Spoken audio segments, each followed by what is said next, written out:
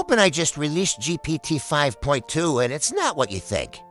Something major is happening behind the scenes, and yes, you should be concerned. GPT-5.2 isn't just an upgrade. It's a major shift in how AI will run your life.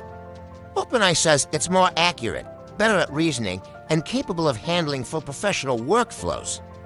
But here's the part nobody is talking about. GPT 5.2 isn't built just to help you.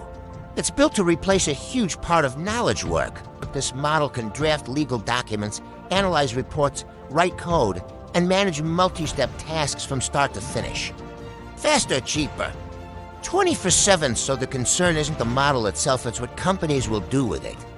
Entire job roles can now be automated with a single prompt.